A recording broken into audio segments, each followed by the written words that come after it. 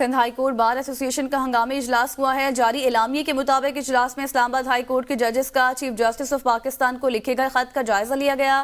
Sindh high court bar نے اسلام آباد high court کے ججز کے خط پر تحقیقات کے لیے جوڈیشل کمیشن کی تشکیل کا مطالبہ کر دیا۔ اعلامیے کے مطابق سپریم کورٹ کے 3 ججز پر مشتمل جوڈیشل کمیشن تشکیل دیا جائے۔ سندھ ہائی کورٹ بار ایسوسی ایشن نے عدالتی معاملات میں مداخلت پر تشویش کا اظہار کیا اور کہا کہ اداروں کی جانب سے مداخلت عدلیہ کی غیر جانبداری اور عدالتی نظام پر ضرب لگانے کے مترادف ہے۔ اعلامیہ میں کہا گیا کہ اسلام آباد ہائی کورٹ کے ججز کا مداخلت کو بے نقاب کرنا قابل تعریف عمل ہے۔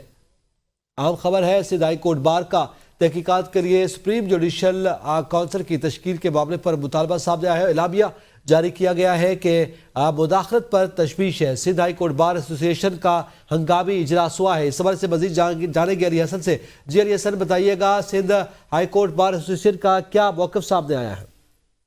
دیکھیں، سندھ ہائی کورٹ بار ایسوسی ایشن کا ہنگامی اجلاس طلب کیا گیا ہے اور ہنگامی اجلاس ہوا ہے۔ اس کے بعد سندھ ہائی کورٹ بار ایسوسی ایشن کی جانب سے اسلام آباد ہائی کورٹ کے ججز کے خط پر تحقیقات کے لیے جوڈیشل کمیشن تشکیل دینے کا مطالبہ کیا گیا ہے۔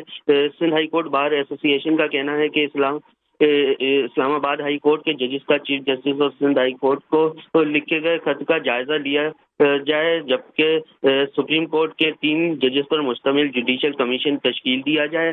سندھ ہائی کورٹ بار ایسوسی ایشن کی جانب سے عدالتی معاملات میں مداخلت پر بھی تشویش کا اظہار کیا گیا ہے۔